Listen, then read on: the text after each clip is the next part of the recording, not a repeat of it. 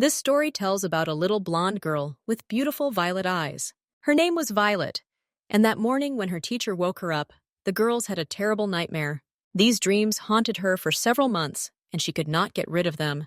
But the teacher treated the girl terribly. She kept repeating that if it weren't for her, she would have already been sold into slavery to some crazy people. Therefore, the teacher Gop demanded from her full dedication and help, which of course the girl could not give her because she was still very little.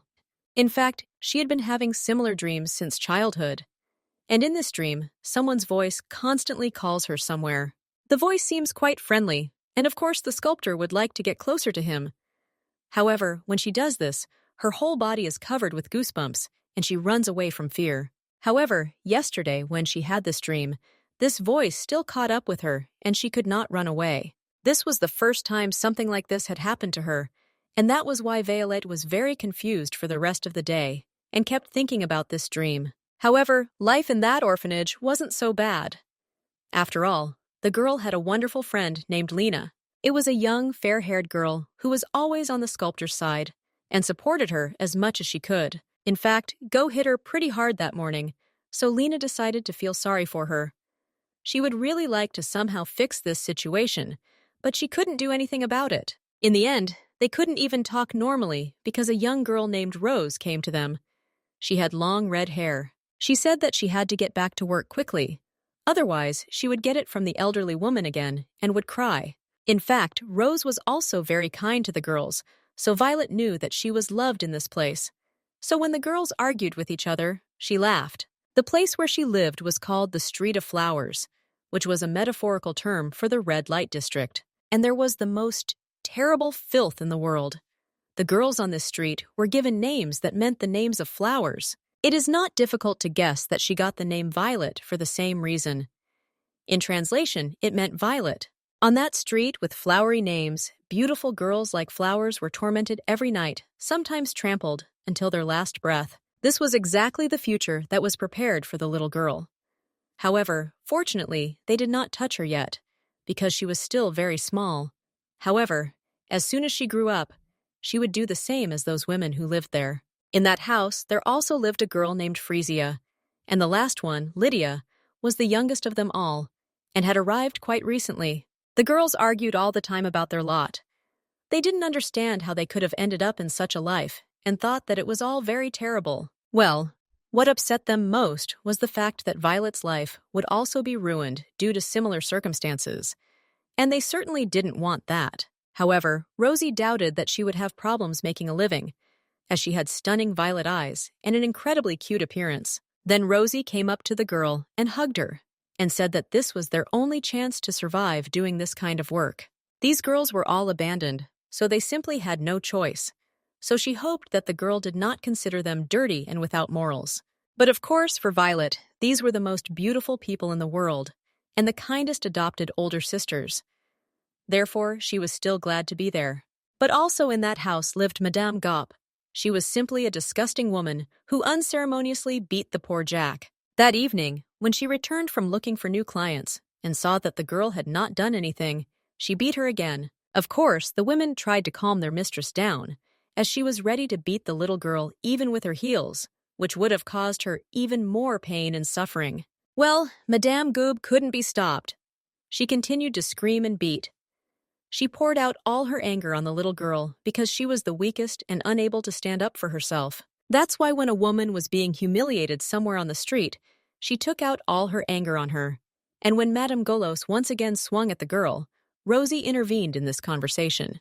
She turned to the owner and told her to stop doing this, because she was even ready to pay for her alcohol. She took off a very expensive decoration with an incredibly beautiful stone from her hair and threw it at the feet of her owner. Madame Go picked it up and asked if this was really another gift from a client. And the woman was happy with this work, so she eventually took this decoration and left, saying that Violet would be left without dinner. She also praised Rosie for a job well done and said that she was apparently a real pro in this matter. After the woman went into the aislet, she sat for some time just on the ground and looked around. She was in great pain because she had really been beaten badly. Despite the fact that she was only 10 years old, the girl was already thinking about where she had sinned that she had received such punishment. That same evening, the girl became seriously ill. Her body basically did not obey her. Valia had to wake up and cook dinner. But she could not. Her strength was leaving her. And then she had a dream. She was standing in the same clearing. Next to her was some woman whose face she could not see. This woman said in a gentle voice that the time had already come for the baby to wake up. She tried to wake her up, but Violet just stood and looked at her. She tried to look at her face. Well, of course, it was useless. In the end, the girl finally opened her eyes.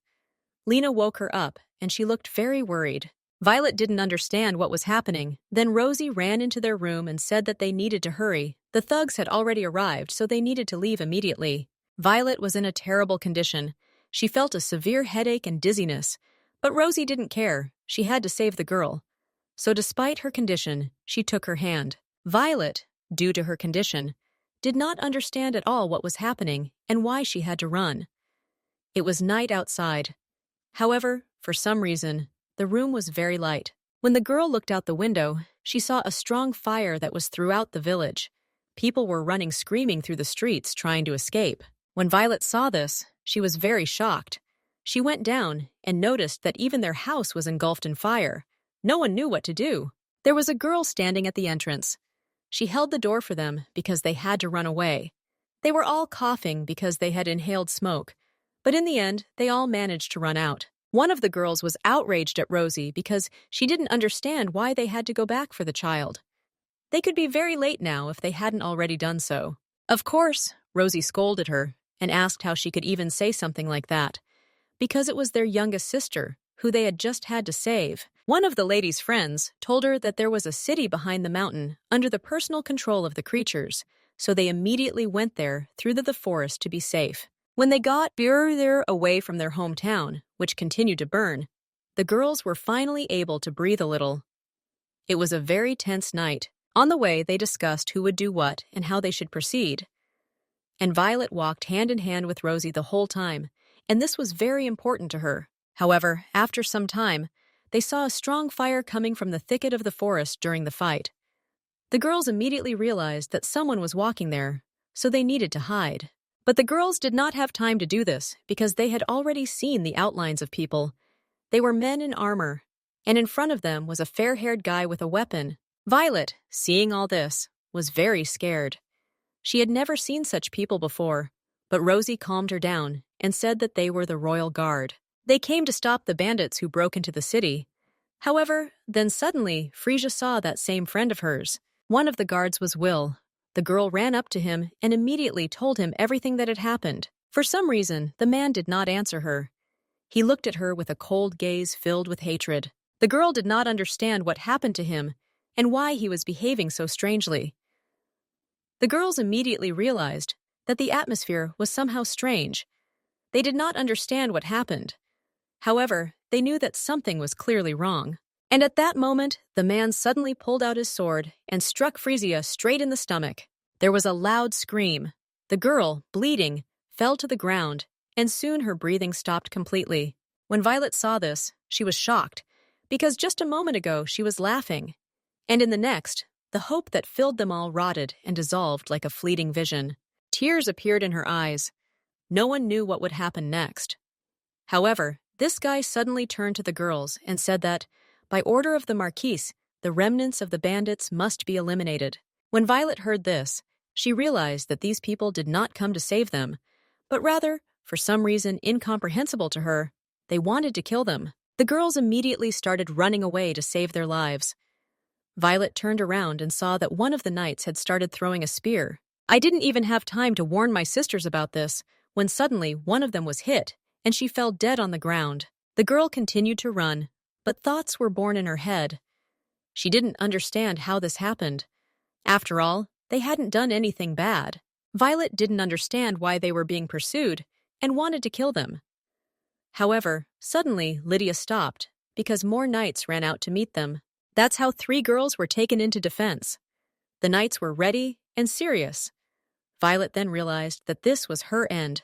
The girls tried to convey to the knights that this was some kind of misunderstanding. They wanted to explain everything to them. However, the knights had their own order that they were obliged to carry out. Before the blow happened, Violet hugged Rosie and covered her with her body. The girl still did not understand who it was because of the shock that struck her. She would really like to know who it was. However, she was never able to get a good look at it because two girls were pierced with a sword, and they both died very quickly. This secret remained with her forever because she believed that she would leave after the same girl who hugged her for the last time. At that moment, one of the knights came closer to her. He said a strange phrase, asked her to wake up, and swung his sword at her. Violet immediately felt a strong headache. At that moment, she thought that she was already dead and felt her skull crack. The silhouettes blurred. The girl's eyes began to close, and she no longer felt any pain. She brought her breathing back to normal and suddenly saw how all the knights present looked at her with very surprised and even frightened looks. The girl did not understand how this happened and why they were all looking at her. Then one of them, a fair-haired guy, got off his horse. He came closer to Varya. She was completely unharmed. The color of her hair had changed. It became incredibly light, and some mysterious signs appeared on her forehead. Now her eyes were not purple but blue. The man, along with the other knights, knelt before her and called her a saint. Immediately after this happened, an emergency meeting was held in the Sacred Kingdom at the castle of Agresia. A large number of people were present. All of them were puzzled by the Marquis of Bourne, who was given all the information that was known at that time. The man had dark hair and blue eyes. People tried to understand how this could happen, because the saint appeared 120 years later. It was a very real feeling, but one of those present did not understand how this could happen, because she was a commoner from that dirty street of flowers. Of course, those present began to talk among themselves. However, the king of this empire, Triton, slammed his hand on the table and silenced them all. With a heavy sigh, the man said that the appearance of the saint happened in his lifetime. This is a truly significant event that must be remembered forever. In fact, every few decades, the saint and the Malium would engage in a fight. The Malum is a monster that tries to destroy humanity. 120 years ago, having defeated the last of the little ones, Saint Anastasia disappeared without a trace, leaving behind an ominous prophecy. She said that evil is not going to give up, but God will not retreat either. No one understood what this prophecy was talking about. However, no one has seen the saint since that time. The king believed that the prophecy was referring them to recent events, so he decided that it was imperative to listen to it and take some action. But the Marquis believed that since the saint was now just a little girl, he needed to act with caution. But the king took this as another opportunity, because since she was a small and thinking girl, if she ended up in the hands of the Holy Father, she would become his obedient puppet. Of course, those present began to argue about this. Opinions were divided. But one of the secretaries said that a decision needed to be made immediately. The Marquis considered King Triton a wise ruler. He tried so hard to wash away the shame of the deceased king that he was ready to go to any lengths. However, the Marquis was still not sure whether God had really left the right ruler, so the guy turned to the king and said that he knew a way out that would be ideal for them. Meanwhile, Violet was sent to the palace and was able to fall asleep immediately after the tense events. However, as always, she had terrible nightmares. When the girl woke up, she was glad that it was all just a dream. However, she remembered the events that happened quite recently. Tears rolled down her eyes because it was not a dream. She cried silently for a while because she thought that the situation was simply hopeless. After she woke up, her head still hurt, and because of this, she was unable to think normally. But the girl looked around and noticed that she was in some unknown place. This scared her very much because she was in an unfamiliar environment. But a maid came into her room with a glass of water. She turned to the girl and asked if everything was okay with her. Violet asked in a trembling voice what kind of place it was where she ended up, and the maid immediately told her that she was in the residence of the Marquis of Ermengarde. Violet had heard this name somewhere before, but she just couldn't remember. She knew that since he was a marquis, it was a very respected family, so she had to act accordingly. The girl was very scared. Her body began to reflect. Then the maid came up to her. She called her saint and asked if everything was okay with her. The girl, of course, immediately thought that the saint was also present in this room. She did not understand that this was what they were calling her. But when the maid repeated this address, Violet understood everything. She called her a saint. Of course, this made her very angry, and she immediately started screaming loudly and saying that they were mistaken. She couldn't be a saint. She immediately asked in a trembling voice to be spared. She was not trying to deceive anyone. The girl began to beg that they would listen to her and stop misunderstanding her. She believed that there was some kind of mistake. Whoever brought her to this place was definitely mistaken. However, the maid understood her fear. She took her hand and said that she wanted to show her something, after which she led her straight to the mirror. When Violet saw her reflection in the mirror, she was very surprised because her hair had always been light brown, but now it was a soft purple color. And besides, the color of the iris of her eyes changed. It stopped being purple. The girl at that moment even began to doubt that it really was her. However, the maid then pointed to the mark on her forehead and said that this stigmata was proof that she had been chosen by God as a saint. Violet was even more scared. She didn't understand how this could happen. And most importantly, why had she lived all this time, being sure that even God had left her everything? However, now she was the chosen one. The girl immediately began to try to erase this sign. She believed that everyone makes mistakes and that it was not true what was in the mirror. She was so upset that she even burst into tears. She believed that everything should not have been like this. The maid tried to calm her down. However, the girl kept crying. Then another maid ran into their room and said that the saint needed to be changed as quickly as possible. And all because His Majesty ordered to escort her to the palace, Violet simply had no choice, so she finally stopped crying and was changed into the right clothes. The Marquis insisted that the girl live with him and not in the temple, since initially she was already on the territory under his control. Since it turned out this way, it is quite logical that it is his family that should take responsibility and look after the saint. Such were the rules. Of course, the temple manager was angry because it would have been much more profitable for him to get the girl for himself and make her his puppet. So he had to defend his rights. The king did not even interfere in this conversation. He only watched the Marquis's reaction and waited for what the man would begin to do in order to defend his rights. But in fact, a few hours before this, the king had discussed all this with him.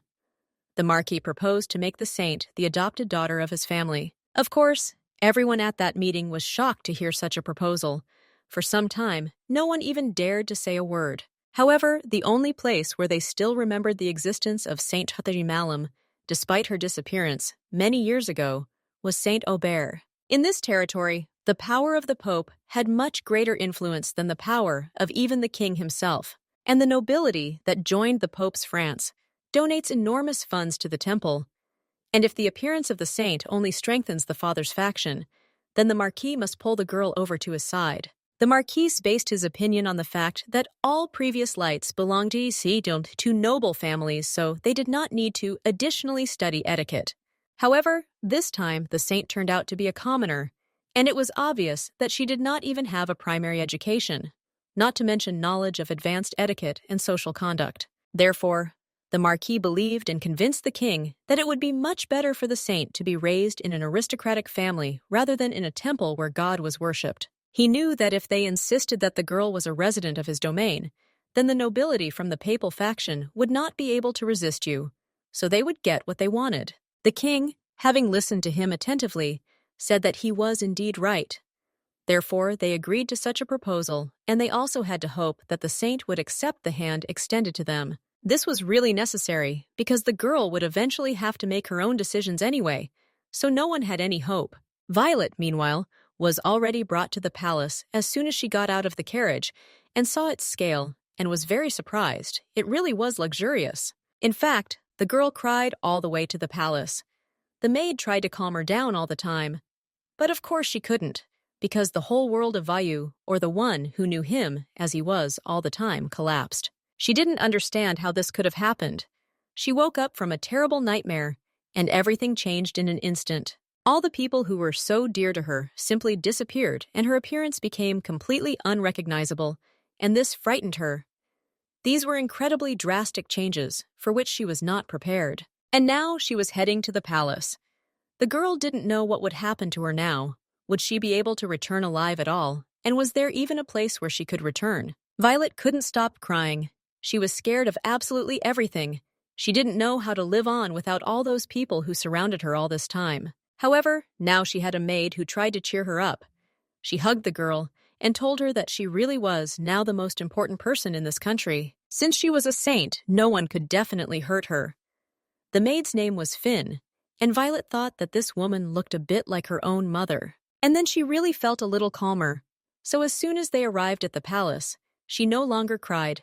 She just walked with her head down and waited for her verdict. Unfortunately, the maid could not go with her to the palace, although Violet would not have been so scared if she had been nearby. However, she had no choice.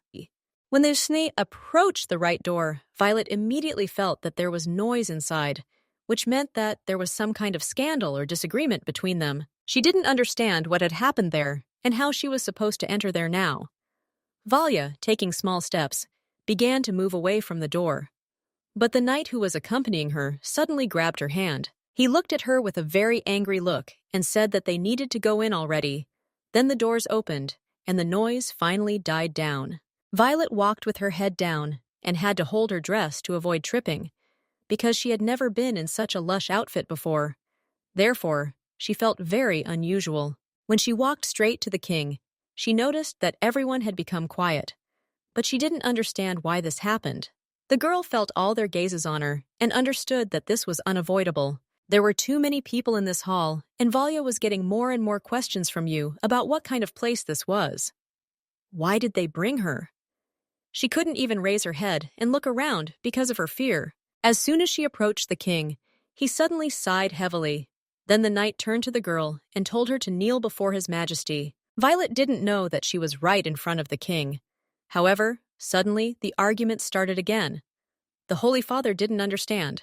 Why did the saint have to kneel before the king?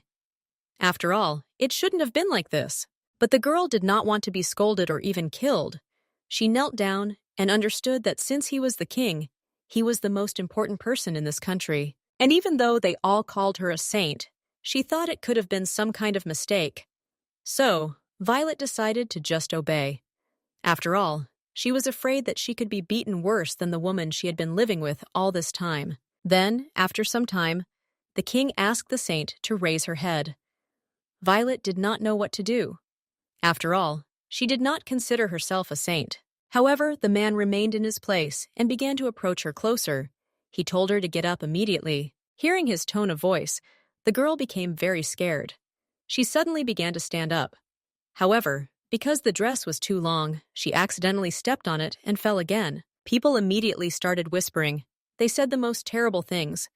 But Violet tried not to listen to them because she already felt terrible. But then suddenly, people from the temple ran up to her. They helped her get up and immediately began asking if everything was okay with her and if she was hurt anywhere. The girl knew that they were priests, but she did not understand why they behaved this way. And then, in the crowd, she saw a familiar man. This was one of those people who bullied Lydia. He beat her and always behaved in a frightening and even arrogant manner. But now, for some reason, he knelt in front of her and spoke in a gentle voice. Violet thought that perhaps he did not recognize her. However, then the king suddenly spoke again. He was addressing the Holy Father. He said that since their opinions differed so much, he believed that it would be better for the saint herself to make this choice. Of course, the man did not like this idea. However, he called the Marquis forward and asked that he also introduce himself to the saint. The man knelt down before the war, bowed, gave his name, and said that he was very glad to meet her. When she heard his last name, she immediately recognized that it was the same last name that she heard as soon as she woke up. Accordingly, she had been sleeping all this time in his estate. However, the king turned to the girl and told her to decide where she lived and stay. Violet did not understand what he meant. After all, I had never in my life been given the right to choose. However, he explained that if she entered the Marquis's family as an adopted daughter, she could stay with him, or she could immediately go to the temple. The choice was hers. The girl could not believe that this was really true. Then suddenly the Holy Father shouted and said that the choice was obvious. The saint is a messenger of God, therefore she must be in the temple. They started arguing with the king again, and the man told her to answer, saying, "After all, no one would dare to challenge her decision. She must make the choice. When she could become the Marquis's adopted daughter and learn at least a little about the structure of this world, or go to the temple where she belonged because she was growing up." People were waiting for her answer, but Violet was very worried. She had been given such a big responsibility, that she didn't even know how to react to it. In the end, everything happened very quickly. Not only did she learn one morning that she was a saint, but then she was also brought to an unfamiliar place, which turned out to be the palace in which the ruler himself lived. And on top of all this, she now had to decide where to stay. There was no doubt that this choice would bring huge changes to her life, but she did not know whether the decision she had made would be the right one. However, she knew one thing for sure, that she definitely did not want to be around people like this priest, so she chose the Marquis. The king was pleased with her choice, which could not be said about the temple workers. They, of course, immediately began to dispute her decision and argue again. However, the Marquis said in a calm voice that this girl needed a normal life, and he could provide her with it, which could not be said about the temple. In fact, the king considered Violet not very useful for himself. However, perhaps she could help him in the future. Therefore, he decided not to simply let his rival get such an opportunity. However, he was not sure whether it would be possible to use such a saint for a good cause, and because of this, the king was a little worried. In fact, Duke Tigernan has not yet arrived from the papal region or from his duchy. He believed that if men were there, he would have used the means to take the saint for himself, and he would not even be afraid of brute force in order to get this girl. Therefore, the Marquis knew that they should hurry and leave this hall much earlier than this man returned, because then Violet would be in danger. He extended his hand to the girl and told them to leave already. The Holy Father continued to argue and even went to drastic measures. He ran after the Marquis and continued to shout at him, but Bjarn wasn't going to listen to him. He said that the saint had decided to trust his family, so the saint's will couldn't be thwarted. Unless that's exactly what he was going to do. After that, they left. Violet was already riding in the carriage with her new guardian, and all the time she was wondering where her maid who accompanied her was. The girl was afraid to even look at the man.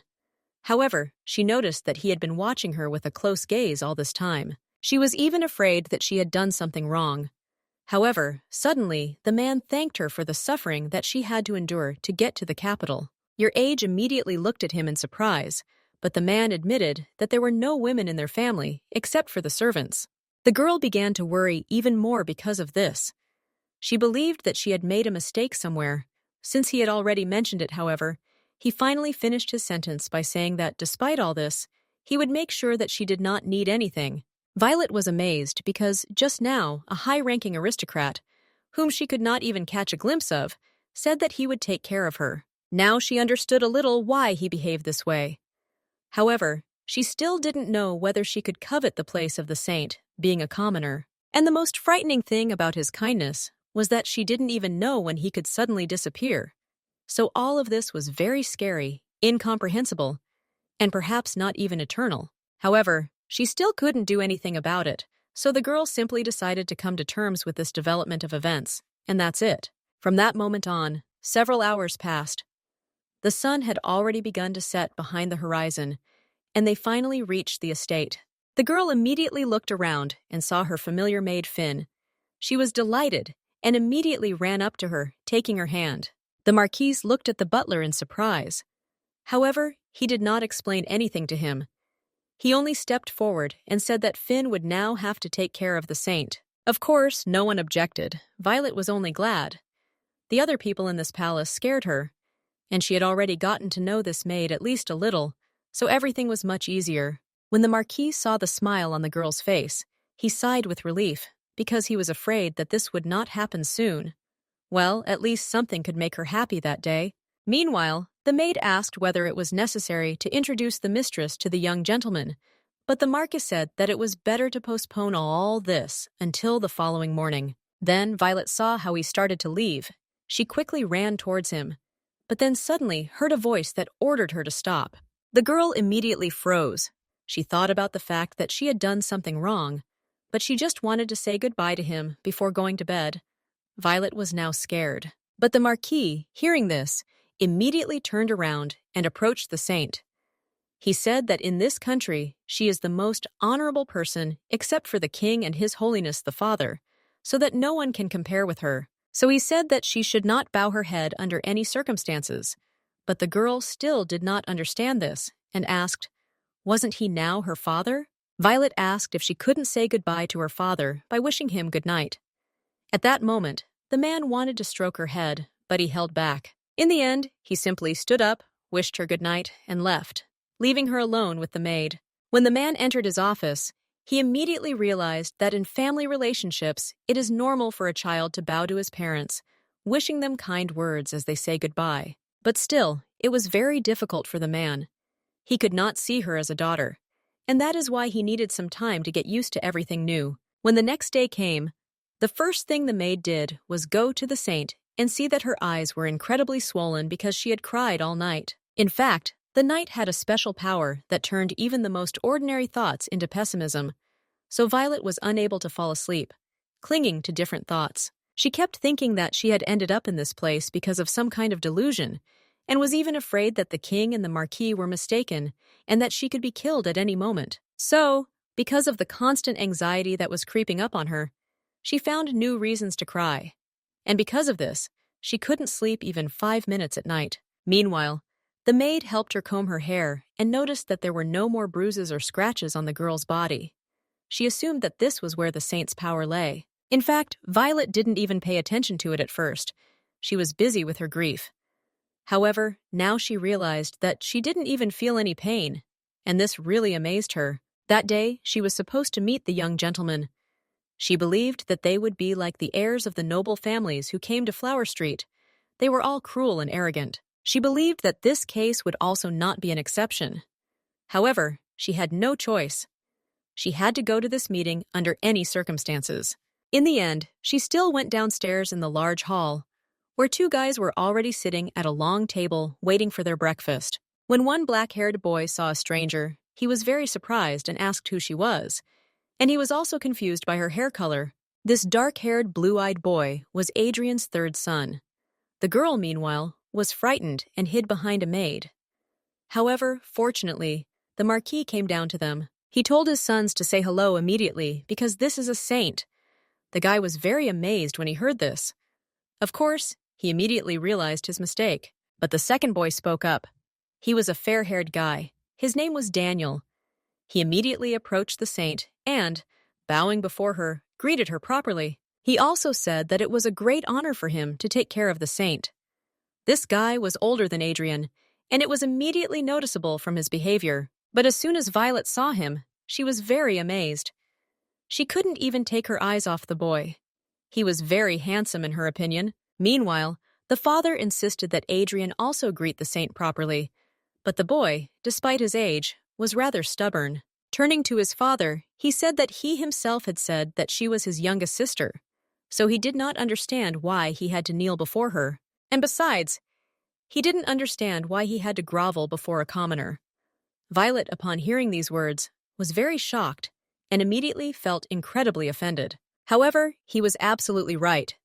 Usually, it would have been impossible to even imagine such a thing. However, now for some reason, the Marquis demanded such an action from his son. Of course, Adrian was a little afraid of his father, but he still wasn't going to kneel down. The man simply asked the maid to lead the saint to her place. Violet looked at this boy as she passed by. She understood his feelings perfectly well, so she didn't even judge him. As soon as they all sat down at the table, Violet immediately felt Adrian's stern gaze on herself. She believed that she had done something wrong again, and that was why he was looking at her. However, food was soon brought to them, and as soon as the girl saw the incredibly appetizing meat that was served to her, she was pleasantly surprised. She couldn't even imagine such a dish before. While the girl was looking at her breakfast, the Marquis suddenly noticed that his eldest son was still not at the table. He turned to Daniel and asked if Esselmund hadn't woken up yet. However, the butler, who was responsible for his sons, spoke up and said that he had already simply left. The man, of course, was angry because he had previously told him to stay for breakfast. Violet, meanwhile, having heard the new name, realized that there was another son in the family whom she needed to meet. The girl was surprised that there were so many heirs in this house, and Violet also understood that most likely in the future, this could even become a big problem if someone wanted to show their ambitions. Eventually, breakfast began. Violet noticed that everyone had already started eating.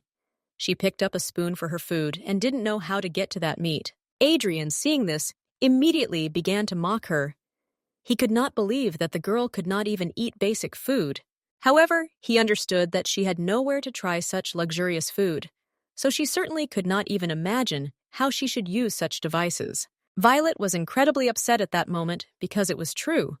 However, the guy did not know this and did not think that his ridicule could be very offensive. The elder brother scolded the younger one and said that he had no right to behave like that because his manners at meals were no better. Meanwhile, a maid approached Violet, advised her on how to use the utensils, and showed her everything, while the Marquis said that the girls should take a few lessons in etiquette. Of course, she didn't object to this. However, she couldn't even imagine what exactly could happen in these lessons, because she had never had anything like this before. When breakfast was over, she returned to her room and was amazed that there were so many things to remember during a normal meal. Violet didn't understand why it was necessary to make a simple meal so complicated. Meanwhile, the girl decided to go outside and take a walk. However, for some reason, she felt a strong heaviness in her stomach. A young gentleman, Daniel, came out to meet her by chance. He said that Aiden was always so impudent, so he advised the saint to simply ignore his words. He promised that everything could change for the better. Violet was amazed. She understood that he was trying to comfort her, but she didn't know why. He seemed to be trying to cheer her up, but at the same time, he still maintained the fact that her manners were disgusting, and besides, she was generally unsure whether anything could change in her behavior. At that moment, she felt really bad. She ran out of the hallway to which they had already arrived and ran into the first room. The girl could hardly hold back her vomiting. She burst into tears and began to cough. The maid immediately ran up to her and asked how the girl was feeling. She asked the other maids to immediately bring her some water, and Violet was worried that this condition could continue every time after eating. She didn't know if she would be able to endure all this. However, some time passed from that moment and her condition really improved. The girl was taken to a room and given some time to rest, and the maid, after everything had settled down, decided to prepare a bath for her, because she could not go to the palace in such a sloppy state. And that's when Violet first learned that she had to go to the palace again and meet with the king. The girl didn't understand why she needed this. However, she didn't ask. Several maids were brought to her to help her wash herself. Of course, Violet was very embarrassed because she could do it quite independently and she did not need such a large accompaniment. Well, the maid replied that this was their job, but when she saw that the girl categorically refused this help, she realized that it was better not to pressure her. Some time passed since then. Violet was dressed in a beautiful yellow dress, and she finally went downstairs to go to the palace with the Marquis. The girl looked very neat and well-groomed. Her hair was also tied with a large yellow bow. She was a little uncomfortable in such an outfit. However, she looked delightful. While Violet was walking to the carriage, she kept thinking about this meeting with the king and hoped that she would be able to avoid the mistakes that happened that time. The girl really didn't want to let anyone down when they finally arrived. She kept telling herself that nothing bad would happen, although she hardly believed it. In the king's reception room, the Marquis turned to the girl and said that the Violet should be extremely careful when communicating with the monarch or his family. However, if she saw the sacred servants, she should have immediately run away. As soon as the girl heard this, she was a little surprised and immediately asked why she had to do this. But the man explained to her that they were always looking for opportunities to steal her for themselves. As long as there was an escort nearby, such a thing was absolutely impossible. However, she still had to be vigilant. When the girl heard this, she immediately understood everything, because those who beat her sisters at night and smiled so brightly during the day were precisely these people. So she should never have gone anywhere with them. When the king finally came to meet them, they brought him tea, and he turned to the girl and asked what her name was, because he didn't even know that. Violet quickly said her name, and the man, hearing that she was named after a flower, was amazed and asked the Marquis if he knew about it. It was surprising for the king that he made her his adopted daughter and didn't even really know her name. Meanwhile, Violet felt very uncomfortable. She just wanted to get away. They talked about a lot of things, but the girl didn't listen. She really wanted to drink tea, but she was afraid of making another mistake, so she couldn't even pick up a mug. However, suddenly, Violet heard a very interesting phrase that the Marquis said. He believed that girls needed to master fencing. The king, like the girl herself, was very surprised by such a harsh statement. He already wanted to object, but did not have time, and all because he would say that he knew very little about the upbringing of saints in the temple. but he was sure that to overthrow a small one, of course, physical force was also necessary. And besides, he believed that this could help them to be prepared in case of an unforeseen situation. Violet, hearing all this, was ready to burst into tears on the spot, because she still hadn't gotten used to the fact that she now had a new home and now had to study fencing etiquette. The girl didn't know if she could do it. Then, suddenly, the king noticed the girl's condition and told the Marquis that she probably needed a short break. Now Violet realized that she couldn't even keep an eye on her face because of this. The king made a similar assumption. However, the Marquis did not object, because he had just thought about this too. Violet realized that she had most likely done something wrong again and ruined everything. However, the king's assistant took her out into the garden so that she could take a little walk and clear her thoughts. There the girl saw an incredibly beautiful fountain. She couldn't take her eyes off it. The girl felt like she was in heaven. She was also shown the flowers that grew on the territory, and she was amazed to see them. And while the girl was admiring all this diversity, a small bird flew straight to her in the palm of her hand. The girl was very pleased by this. She smiled and immediately began to talk to this chick, or it was nice that at least someone was on her side. The assistant who saw the smile on her face was amazed, because she looked like a completely different person. He immediately approached her and asked what exactly could make her laugh so hard. But the girl explained that she liked the fact that the bird was happy. Then the man suggested that she understood the language of birds, and Violet, without even realizing it, also realized that she calmly understood the bird that was telling her something. Then, suddenly, the man felt something unusual coming from the girl and assumed that most likely it was the feeling of her holy power. The man said that she was probably the favorite of God who created all living things. But she did not share his thoughts. Violet knew that people treated all living things the same way, and she was certainly not a favorite of people, so she assumed that she had developed a special connection with the chick for another reason. However, in the meantime, a man suddenly came running to them, dressed in the clothes of temple workers. Of course, Violet immediately recognized him. He suddenly knelt down in front of her and introduced himself as Burkestel, and he also asked if she had accidentally hurt herself somewhere because he believed that this bird could harm her. The girl didn't like that he was so close, but she said that she wasn't hurt anywhere, so he could go now. At this, annoying man grabbed her by the hand and said that it was not too late. He suggested that she go to the temple as quickly as possible, because the cardinal was already waiting for her. Everything was ready there for her return. Luckily, there was an assistant nearby. He immediately shouted at the frameworkers and asked what he was even allowing himself to do. How could he say such rude things? However, the priest shouted at him in response, not understanding how such a simple servant could contradict him. He continued to shout, and Violet suddenly noticed his expression. At that moment, it was exactly the same as when he beat one of her sisters, so the girl could not look at it anymore. She just screamed loudly and ran away. Before this, she even had to bite his hand to get him to let go of her, because the man's grip was very strong. While the girl was running in an unknown direction, she only thought that if she was caught, she would be locked in the temple. So she needed to get as far away from this man as possible. Raising her head up, Valet suddenly saw a chick flying. She decided that she needed to run after it, so that's exactly what she did. But after some time, she stopped and realized that she had no idea where this place was at all. It was unfamiliar to her, so she simply decided to go back and go back. And when Violet was about to turn around, someone suddenly grabbed her hand. Of course, she thought that it was the priests again and began to scream loudly. She didn't want to go to the temple, so she decided to bite the man who grabbed her against her will in order to start running again. But fortunately, it was not a priest at all. It was a young guy. He asked the girl to calm down and stop biting him. He did not intend to do anything bad to her. When Violet looked at him, she noticed that the guy had black hair and blue eyes like the sea. The clothes were embroidered with sparkling gold thread. And then she suddenly remembered the words that were said to Rose about the fact that a prince lived in the castle. Therefore, seeing this guy, she assumed that he was what he was, and now she realized that her little sister was really telling the truth. But then suddenly, Violet realized what she had done if he really was a prince, so she immediately knelt down in front of him and began to beg for forgiveness. She also understood that if the information spread, the Marquis would have problems.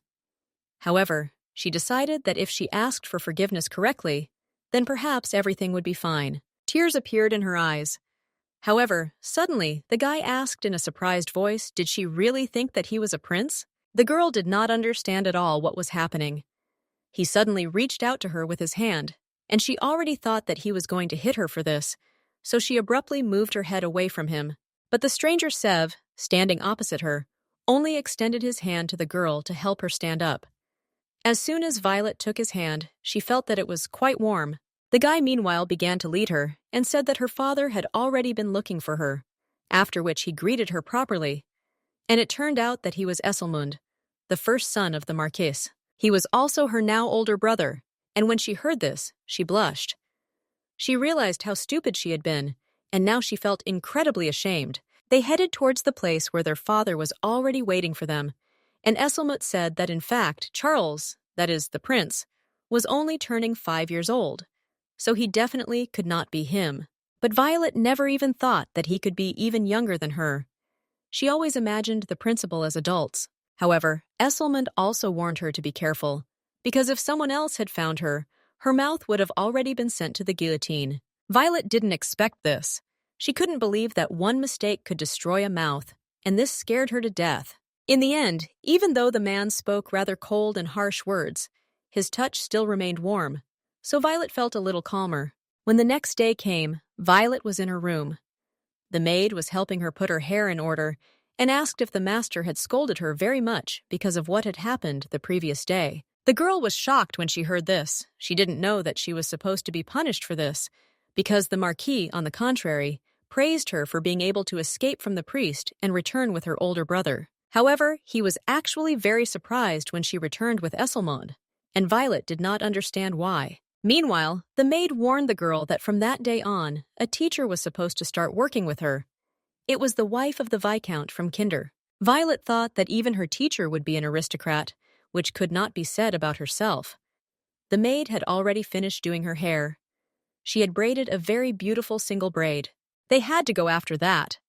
The Viscountess would arrive for breakfast after noon, and before that, the girls would need to recharge their batteries. Of course, the living one did not resist. However, while she was walking to the dining room, she kept thinking that yesterday's trouble could happen again. And besides, the younger gentleman would also make fun of her again. However, if she doesn't come, then of course she will be scolded. Therefore, she simply had no choice.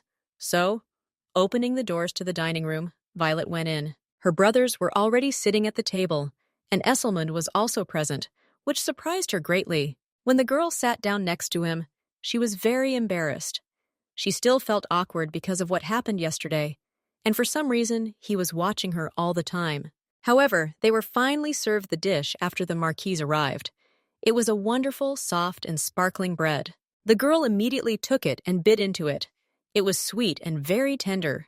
Previously, she always ate this kind of product stale, so seeing it fresh was a pleasant surprise for her. Meanwhile, the Marquis simply watched the girl and was glad that at least she liked this food. At least because it didn't require the use of utensils. But Aiden, as always, was dissatisfied with something. He found this bread too sweet and cloying. Daniel advised him to simply eat what they give him and follow the rules. However, the boy, of course, did not like this. He did not understand why they made such terrible buns that day. They were impossible to eat. But then suddenly, Aiden noticed that Violet had stained her face because she was eating the bread so carelessly. He said that you also need to use a knife for it. Having laughed at her, he said that she had smeared her entire face with cream. He considered it very disgusting, and it would have been better for him if he had gone blind and not seen it. When Violet heard this remark, she immediately threw the rest of the bread on the plate. She didn't know that even that had to be eaten with a knife. She knew that she needed to wipe, but she didn't know where to start, the type or hands, or what exactly to do it with. The girl was ready to cry on the spot out of hopelessness. The whole family looked at her. However, fortunately, a maid came up to her and wiped her mouth. Esselmund, meanwhile, was watching her closely. Daniel scolded Aiden because he hadn't started his training yet, so it should have gotten better once she learned the basic rules and started practicing the skills. The boy continued to be naughty and quarrel with his older brother, and Vayu was frightened. Her hands were shaking. For some reason, she started to feel sick again. This scared her.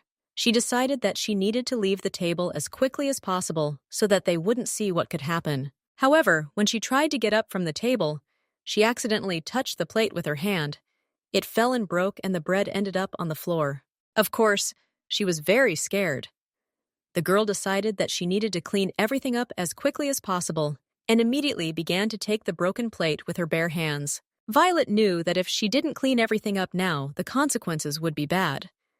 She would definitely be beaten, so she took the shards, even though all her hands were cut because of them. The girl tried to do it very quickly because she understood that she had to correct her mistake. Everyone present, seeing this, was incredibly amazed. The older brother came up with quick steps. He intercepted her hand, which was already reaching for a new shard, and asked if she hadn't been told to stop doing this. The girl was so shocked that she looked at him in surprise. She didn't hear anything at all because she was in her own thoughts. Esselmund said that she was injured, and that is why she did not need to do this. The girl at that time was only worried about the fact that she could stain his expensive clothes with her blood. Finally, the maid ran up and took the girl away because she needed to immediately bandage her hands, so she decided to return her to the room. They just went out into the hallway, and Violet felt that she couldn't stand it anymore. She threw up right on the floor, and she confessed to Finn that she didn't want to eat at all anymore. The Marquis, who followed her, heard all this and was very surprised. He did not understand what was happening to her and why she returned every meal back. The maid tried to explain to her that while in this place she had to eat with everyone. The new girl said that she was scared because she was constantly worried that she might make some mistake. However, Finn hugged her and said that everything was fine. Everything would be fine, so the girls didn't need to worry about it anymore. Violet, meanwhile, cried. She kept blaming herself for being very stupid, because she had just done this. She showed her worst side. She also believed that everyone now considered her pathetic. However, the Marquis left the room and looked at the girl for a while. After that, he looked back and saw that she had vomited. He turned to the girl and said that if eating in the presence of everyone was so burdensome for her, then it would probably be better for her to do it separately. After this, without waiting for any answer, he turned around and left. The maid was happy. She tried to cheer the girl up by saying that she had finally managed to achieve what she wanted. But Violet, meanwhile, was completely unhappy. She believed that such a step meant that they no longer wanted to see her, and that is why he believed that it was better for her to eat separately. From that moment, several hours passed, and her teacher finally arrived to the girl. Her name was Adelaide. She bowed before the saint, and it all looked very elegant and graceful. When Violet saw this greeting, she was amazed. She could not believe that one day she would also be able to do something like this. Then suddenly, the woman turned to the saint and said that she had knelt before her and asked what she, in turn, should do. The girl didn't expect this. She immediately asked what the teacher meant. You see, she didn't know any of the subtleties. However, the woman said that until she gave the order, the person could not get up since she had a higher title.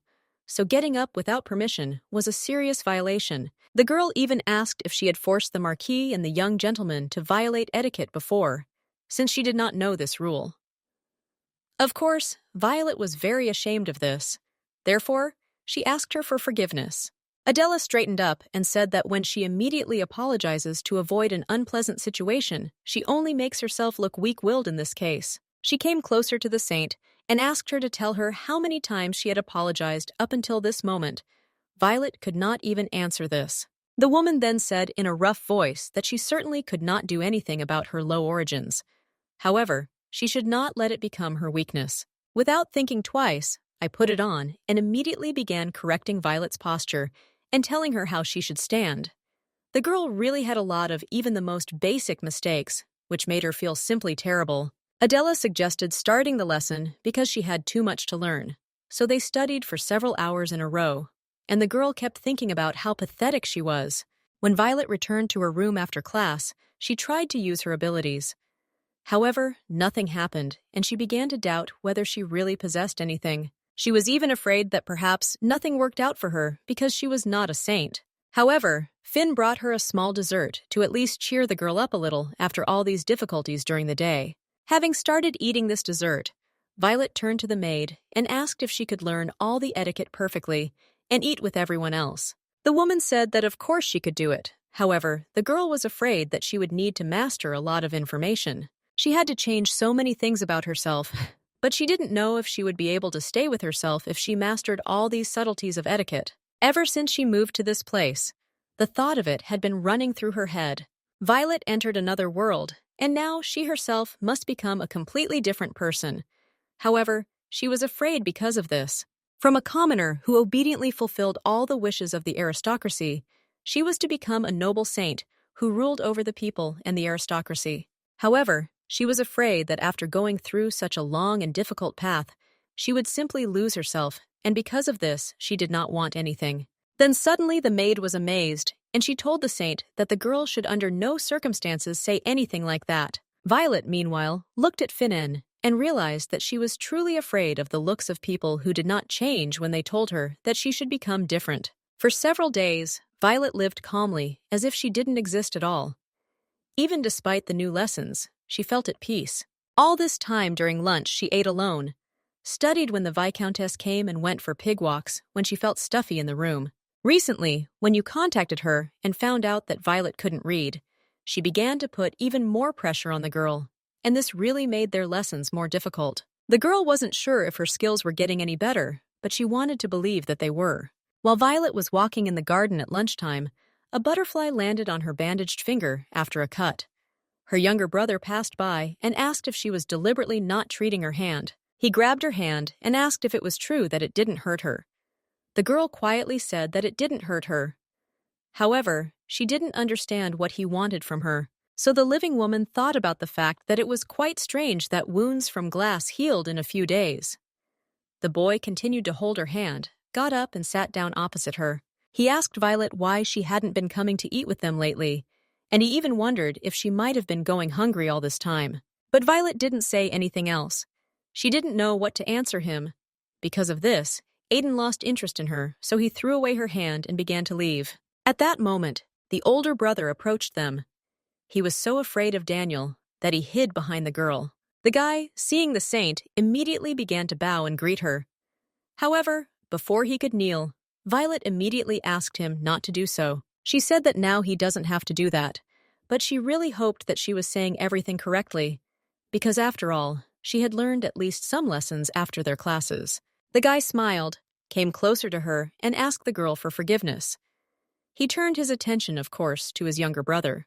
Daniel told Aiden that this time he released several centipedes on his clothes and asked if he really wanted to become the youngest killer of a loved one. When Violet heard all this, she was very shocked.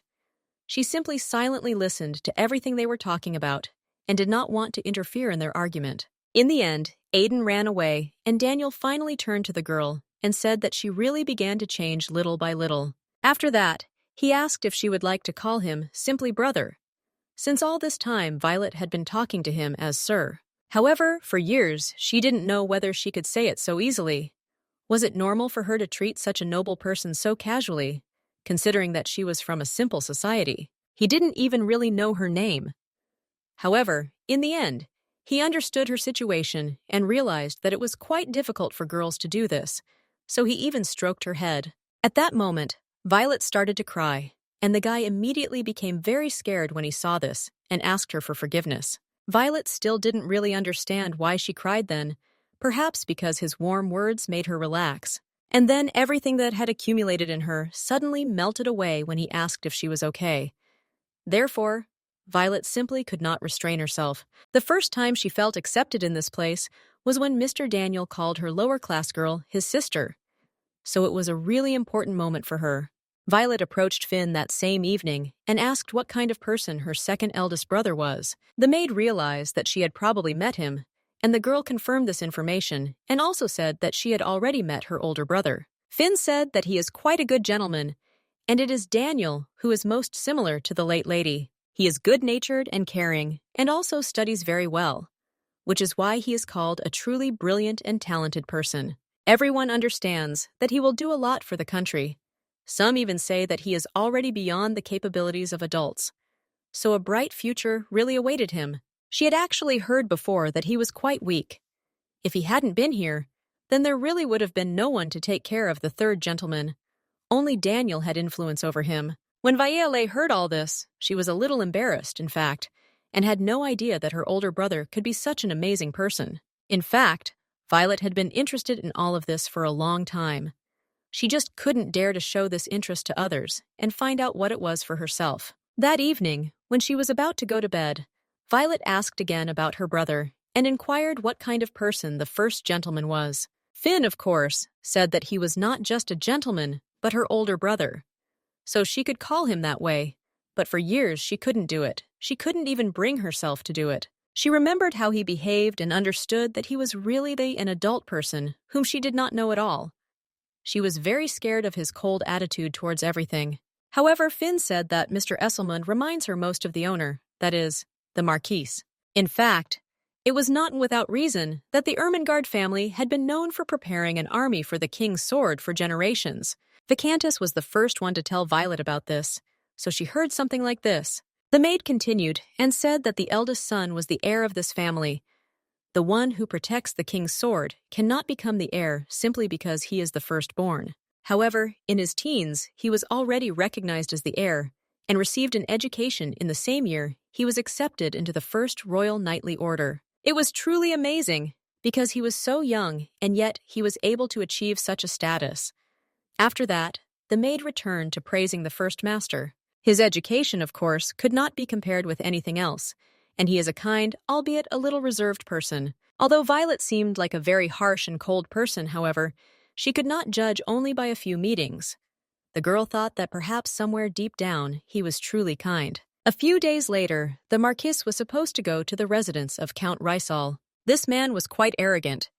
He had a plump figure and constantly drank red wine. When he met the Marquis, he said that there cannot be two suns in the sky. In fact, he can talk about the king and the Holy Father, or he can talk about the Holy Father and the saint. The Holy Father, who had the highest status as the messenger of God, and the representative of God cannot, of course, be equal. A saint is a being that neither the king nor the Holy Father can welcome, and the Marquis was well aware of this. The Count recounted his impressions after the Marquis took the girl and asked whether the Holy Father had tried to secretly contact them. The man said that this did not happen at all, and that this was precisely what scared him quite a lot. The temple did not want to enter into any contact with the saint who appeared so noisily. However, the Count believed that the saint would never be of use to His Majesty. Therefore, sooner or later, the temple had to reach her. In fact, Duke Tigernan sent a telegram that he would urgently arrive in connection with the appearance of the saint, but due to some ongoing affairs, he remained in papal territory. His true intentions were not entirely clear, as he was always a peculiar, incomprehensible person, and his decision was even more incomprehensible. Whether it was the Holy Father's order or his own will is also unknown. However, the Marquis understood that this man should be feared quite a lot. The Count's unconditional assumption was correct. However, the Marquis believed that if they continued to show hostility to the temple, then the same thing would only repeat itself, and he could not allow this to happen. In that case, people were still whispering on the street, so it was absolutely impossible for the same story to be repeated. After many years of living in the absence of the Holy Temple, it fell under the indifferent watch of the Holy Father and the Duke. The power that had been invested in the fallen temple grew to an alarming degree. When the people turned away from the temple because of corrupt priests, the previous king did not miss this opportunity. It was the promised victory that King Astor had planned. Well, then the Holy Father surprised everyone and announced that the king was growing up as an enchanted child. And along with this, natural disasters occurred and the plague arose at the most opportune moment. But the temple did not provide them with any help. For this reason, the country quickly sank into hell and the will of the people reached its maximum. And when this happened, the Holy Father finally released the priests in order to help the people. And the people who were pointing fingers at the corrupt priests began to praise the Holy Father by raising their palms. They even said that the Duke should put his half-brother and father's closest confidant, that is, Teheran, on the throne. Accused of demonic possession and left for dead with the king's throne under threat, there was only one path to follow, and that was the one he chose. In the end, it was the king's complete position, so even the Count understood that the saint could not exist independently of the temple. So His Majesty was very worried about this. The Count pretended to feel sorry for the poor girl, since she essentially couldn't even go outside without fearing anything. And while they were talking, the door to the room suddenly opened, and a little girl ran in. Her name was Sisu. She was the Count's daughter.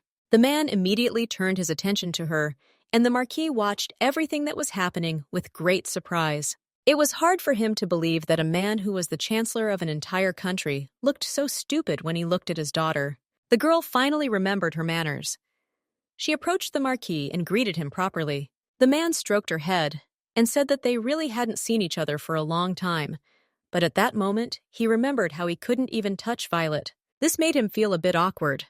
However, the father and daughter started talking about something, and the Count asked if the summer girl who was the saint had eaten the cream buns he had sent. The man decided not to hide this information and said that she ate them and she vomited. The man was very shocked by this, because he did not know that little girls might not like such sweets. They talked about this food for a while, and then Sisu turned to her father and said that she would also like to meet this girl. Machines replied that she was a commoner, so it seemed to him that she probably wouldn't be very interested in meeting her. Sisu immediately objected and said that since she was a saint, she was noble in herself. So she didn't even understand what could be bad about the common people. Was it really impossible to even just communicate with them? Marquis simply watched silently for a while, and then realized that this girl was the key to solving the mystery of how he could improve his relationship with his new daughter. He asked the little girl what people like her liked the most, and in the end, she gave him some advice, and the Marquis immediately began to implement it. The very next day, an incredibly large number of different, fluffy, and very beautiful dresses were brought to Violet. The girls couldn't believe that this was all her maid, of course, immediately offered to try it on. However, Violet was very embarrassed, but still agreed to do it. The first thing she tried on was the yellow dress, and she looked really amazing in it. It matched her now blonde hair perfectly. The maid immediately applauded her and said that she now looked like a real noble lady. The Viscountess was supposed to arrive very soon, so the maid decided to bring them some tea and left Violet alone. The girl walked slowly to the mirror and, looking at herself, realized that it looked beautiful, but she didn't know if she could take on such a large amount of clothes. And besides, she didn't understand why he bought all these clothes for her. My age, she considered that it was unworthy of all this. Meanwhile, the Viscountess had already come to her. She bowed to greet the saint, and seeing her outfit, asked what she was wearing. The girl was a little scared of her reaction. She said, in a trembling voice, that the Marquis had bought all this for her, and she lowered her head down. In fact, the Viscountess understood that one dress was more expensive than the monthly expenses of ordinary people.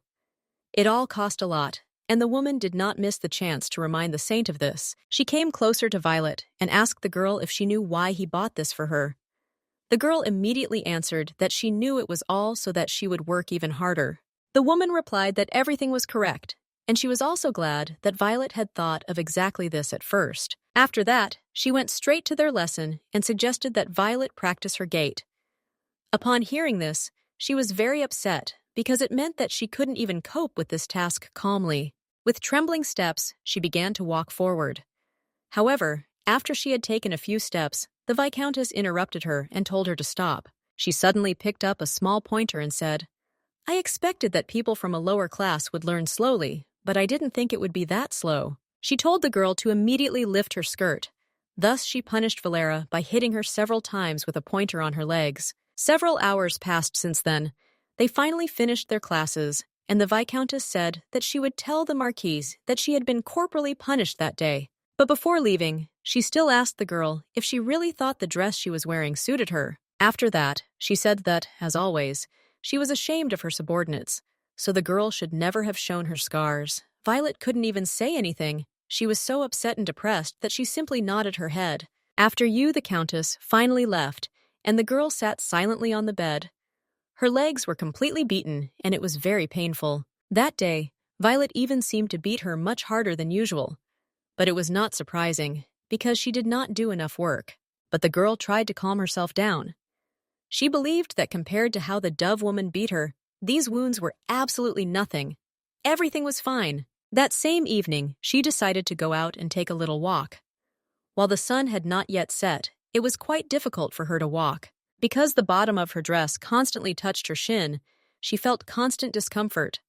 However, she distracted herself from thinking about pain and hoped that she would be able to meet Daniel. He was always so kind and comforted her. Even though she was too ashamed of the currency, and couldn't say that he was beating her. However, he always says that she is getting better, and this really supports her, at least somehow. However, while she was walking, she accidentally bumped into her older brother. Upon seeing her, he immediately ran up and said hello. Bayole thought that she had taken a wrong turn, so she decided to leave in order not to cross paths with him. But of course, he did not let her do this. The guy blocked her way and asked if she had really decided to wear a dress that didn't suit her at all today. The girl suddenly said in a quiet voice that she herself knew that it didn't suit her. After that, she no longer intended to communicate with him. She simply turned around and left because she felt uncomfortable even just being around him. However, when he looked at her gait, he noticed that it was rather strange. The girl limped a little because of the pain in her legs, but she didn't even notice it. Soon she walked a little more through the garden and decided to sit on a bench.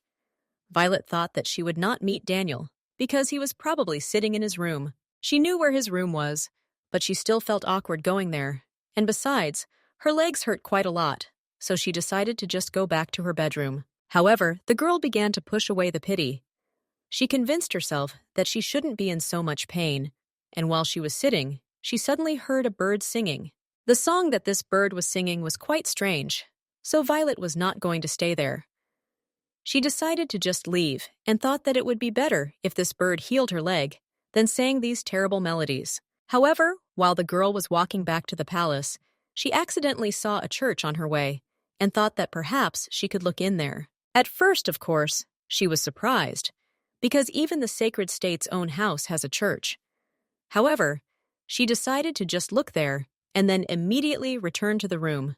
Because of the wounds on her leg, it would not be easy for her to climb up, as there were a lot of steps. However, Violet was still going to overcome this obstacle, as she was really interested. As soon as she rose almost completely, she saw how the doors of the church opened slightly, and some red eyes appeared from there. The girl immediately thought that it was a ghost. She stepped back, but didn't see that the steps ended there, and so she fell to the ground. Violet thought that this time the ghost was here, and because of this, she wanted to run away from there as far as possible. However, then the door opened completely, and the first gentleman came out. The girl was very embarrassed because she really thought that it was a ghost. She asked him for forgiveness, but she realized that she had made a mistake because her skirt was so long. She couldn't stand up normally, so the guy, seeing this, came closer to her and extended his hand to help. However, as soon as she finally stood up on her feet, Violet felt a strong pain. The guy, noticing this, asked if she had already managed to get hurt somewhere. The girl immediately shook her head and said that it was not so, because she always looked awkward in front of the first gentleman. So now she did not want to talk about anything like that. And besides, if he knew that she was in pain because of the wounds from the beatings, he would consider her a real idiot, so she did not want to fall even lower in his eyes. But the guy continued to insist that she admit whether the girl had injured her leg. Violet didn't know what to do. She thought that maybe if they said that she had simply sprained it, then everything would be fine. But he decided to take the initiative into his own hands, came closer to her and tried to grab her leg. The girl immediately screamed at him and, lowering her skirt, asked him not to do it. She assumed that this made him angry. However, she felt uncomfortable, so she didn't want him to look at her legs. The guy looked into her eyes in a calm voice and said that he just wanted to look at her early. However, the sculptor was still very embarrassed because lifting anything from a lady's skirt is very ugly. And she knew this very well. However, while Violet was distracted, he still looked at her ankle and saw red marks from the beatings there. She saw that he noticed and immediately began to lift her sock back up and asked him for forgiveness. The older brother was very surprised to hear that she was asking him for forgiveness and immediately asked why she was doing this. But the girl burst into tears and said that she had gone where she shouldn't have, and first apologized for not being able to properly observe etiquette and for behaving inappropriately. The second time, Violet apologized for the fact that the Marquis sheltered her, but she continued to make mistakes, and for this she was beaten. This means that she is doing poorly and cannot teach anything at all. As soon as the guy heard all this, he immediately made his conclusions about what he should do next, and he also noticed that blood appeared at the bottom of her dress due to those blows. Therefore, he said that these clothes did not suit her yet, and asked her to tell the maid that it would be best to leave these things for later. After that, the guy said that walking with such a wound was very bad for the condition of her leg, so he asked why she even came so far from her room. The girl explained that she just wanted to see Daniel, and at that moment, she was already about to apologize to him again. But before she could do anything, her older brother suddenly took her in his arms. The girl immediately screamed and asked him to let her go. She said that she was wrong and that she would improve. She kept saying that she couldn't be in the arms of the gentleman. Her whole body was shaking. However, the guy suddenly looked into her eyes and asked if it was strange that a brother was carrying his sister in his arms. When Violet heard this, she blushed even more. And in the end, he asked her to calm down because he would not let her go. And then they headed back towards the estate. As soon as the gentleman entered the estate, the butler immediately approached him and asked him to call Finn, the saint's personal servant. And he will take the girl to his room. As soon as Violet heard this, she realized that something was clearly wrong. The voices were rough, and the servants were frightened. Eventually, the guy came up to the room and laid her down on a small sofa. He told her to stay in that position, so she didn't even move. However, this was not in accordance with etiquette, so she did not know what to do. Fortunately, the butler finally came to them and brought the Finn. Violet's socks were slightly lowered, and then the servants saw Nikki on her feet. They were very surprised, especially the girl's maid. Her brother asked in a rough voice if her father knew about this. Violet again thought that she had done something wrong and did not understand why everyone was looking at her leg like that, because she did not see anything special in it. She realized that the problem was most likely not that she was scolded, but that her leg was injured, but she still couldn't even imagine why. It was just early from the punishment. She didn't know that it could be such a big problem. The butler tried to talk to the master because he didn't know who could have done this. But then he turned to Finn and said that she should have been taking care of the saint and asked if she really didn't know anything about what happened. The maid, who was herself in shock, said that she did not know at all that the saint did not like help with clothes and bathing, so she refused it. Of course, the maid immediately asked her for forgiveness. However, Violet did not understand why this was so, because it was not her fault at all. But she did not even have time to say anything. Meanwhile, the youngest son ran up to them. He turned to his brother and asked what had happened.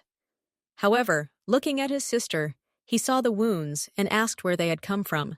However, the elder brother turned to Edon and said that if he called the saint so rudely, even once more, he would personally throw him out, and he could be sure that he would not like it. Of course, the boy was very scared, and he simply fell silent. However, he still remained in the room because he was incredibly curious about what had happened there. Meanwhile, the Esselmund stood up from his place and approached the maid. He said that she had ignored her, despite the fact that she was her personal maid. Moreover, he was struck by the fact that she knew nothing about what had happened, and she did not help her with bathing or help her get dressed. So at the moment, he was thinking about whether to accuse her of negligence or indifference in this case. The maid immediately rushed to the master. She tried to explain the whole situation, her voice trembling with fear, because she understood that it was really serious. But Violet was worried until this moment. The first gentleman was a very calm and organized person. However, now everything has changed. And when such a person gets angry, everyone around him immediately becomes wary, because they understand that they can also get into trouble, and it will not be good at all. Violet started to tremble all over. It was the first time she had seen such a frightening person, so she was afraid to even utter a word. However, the guy said that it was impossible to watch, or that he didn't know about this and couldn't figure it out. He doubted the quality of the worker, who didn't even know that her charge was being beaten. The girl realized that this was all leading to a not very good ending, so she stood up and shouted to the young gentleman. She wanted him not to punish Finn. She explained that the woman was not guilty of anything, Violet. She was just hiding it, and it's true. She didn't want the innocent girl to be punished for something she didn't even do. The guy looked at the Violet for a while, then turned to the butler and asked him to pay Finn triple her salary for everything she had worked, and also compensation for her dismissal. As soon as the girl heard this, her world seemed to collapse because she loved this maid so much. Violet couldn't believe that Finn was leaving. She wanted her to stay and decided to take a risk and ask the young master for one request. She called him young master again, which upset Esselmund greatly. so he drew her attention to the fact that he was her older brother. The guy also said that he was replacing his father, so all the powers in this house were on him. So Violet could no longer do anything after that. He turned around and left. The girl did not argue anymore. She glanced at Finn, who was crying because her life had simply collapsed in an instant. Of course, she was very sorry that this happened. However, she did not know what to do, and while she was looking at her maid, she saw that her facial expression changed dramatically. Finn became incredibly angry. Her gaze showed feelings as if she wanted to kill the mistress. In fact, for Violet, this look was incredibly familiar, and it gave her goosebumps. Contempt and disdain were clearly visible in it. But of course, Violet didn't want to believe it, so she just decided that the maid was angry, and the butler told her to follow him, and the children were left alone in the room. The girl didn't know what to do. After all, because of her, Athena had now lost her job, and she was now without the one she had been holding on to all this time. Now Violet will have no one around. However, if Fenn returned again, she doubted that the woman would treat her the same way before. And because of this, she was ready to cry even harder. Yes, the girl fell to the ground and just started crying. Aiden got scared and ran to her and tried to calm her down. Of course, the guy didn't understand what had happened to her, how she could change her mood so abruptly. But Violet simply couldn't calm down. She was very sorry that everything had happened this way. He finally patted her on the back and said that he would try to talk to her father, so he wanted her to stop being so upset because there was still a chance. When Variole heard this, she immediately calmed down. For the first time, she felt real support from her older brother, and it was truly very valuable and pleasant for her to hear this. Some time passed since then. The Marquis finally returned to the estate. They told him all this information, so he called the Viscountess to him. The man was furious about what had happened, so he asked in a rough voice why she allowed herself to do all this. At first, the Viscountess tried to resist this and say that she did not understand anything, but when it came to the fact that denying it was stupid, she still said that she was trying to discipline the girl. She would like to tell the Marquis something good, but this simple girl learns too slowly, so she had no choice but to punish her corporally. And besides, she couldn't behave appropriately. However, she wore such chic dresses. After all, when she perfectly understood that the man sent her clothes with good intentions, however, she didn't even understand the essence of anything. Then the Marquis suddenly asked, was the girl completely unaware that with such words she was insulting the saint? He also warned her that if the Holy Father or the Duke found out the truth, her status would disappear without anyone's knowledge. The woman, upon hearing this, of course, immediately became frightened. She now understood that if the saint suddenly had a desire for revenge, she could manipulate the Holy Father as much as she wanted. Now the Viscountess saw how thoughtless she had been. However, she believed that other aristocrats would have done the same. Many years had passed since the saint disappeared, so people did not even remember what she was like then. However, the Viscountess could not accept that her illegitimate daughter was treated differently because of her forehead and the color of her hair. Her daughter was always ignored because she didn't even have money for clothes, simply because she was an illegitimate daughter. So, for the Viscountess, it was a matter of principle not to allow such behavior. However, after a short silence, the Marquis said that he would like to ask her something. The man said that this was already a separate case, because now the saint was part of his family, and since she treated his daughter like that, he couldn't just leave it that way. So from that moment on, her family would be exiled. He hoped that her foot would never set foot on the territory of his possessions again, so he would advise the Viscountess to seriously think about her behavior. When the woman heard this, she was very upset. After all, if her husband finds out that she pretended to be part of the Marquis Eradicate family, everything will be very bad. She did not understand why Marquez wanted to recognize this commoner from the Street of Flowers as a member of his family, and constantly stand up for her. In the opinion of the Viscountess, this was very stupid and reckless on his part. However, seeing his expression, the girl realized that this man was capable of instilling a feeling of fear, but she thought that he was just cold and naive. So, of course, she didn't even argue with him. But now she saw a man who is rightfully called the King's Sword.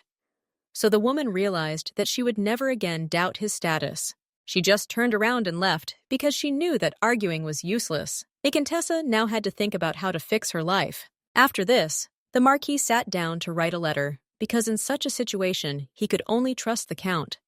So he decided to give this man the opportunity to teach. The next morning, a new maid was introduced to Violet. Finn never returned, and because of this, the girl was simply broken. The new maid explained that the owner was very angry, so this woman would not be able to go back there again. The girl told the lady in a sincere voice that she believed that she would like her. Her name was Anna. Anna invited Violet to be friends because she thought that the girl was very sweet and kind, so she would like to have such a friend for herself. She believed that they could become really good friends, of course. For the girl, this was very surprising. However, in the end, she still agreed to it. After this, she asked when the Viscountess would arrive to conduct their daily lessons. Anna was incredibly angry at this woman. However, she managed not to offend her and explained to the girl that she had other things to do, and so she would not come anymore. So now Countess Reizu will come to Violet and help her. As soon as the girl heard this, she became even more worried. She understood that if she was a countess, it meant she had an even higher status. She was afraid that this woman would be even more terrible than the Viscountess, and because of this, she became incredibly sad. But Anna explained that the Countess was a very sensitive person.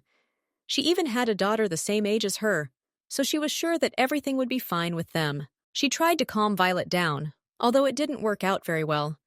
In the end, the girl took her hand and suggested that they go for a short walk together. And while they were going down, Violet suddenly smelled an incredibly sweet smell coming from somewhere nearby. She said that Mr. Jack, their cook, was preparing something very tasty. She opened the room and showed where the kitchen was, where all these miracles were happening. She greeted the Marquis family's chef, Jack, and spoke to him briefly, as well as introduced Violet. The girl was incredibly amazed by the behavior of her new servant.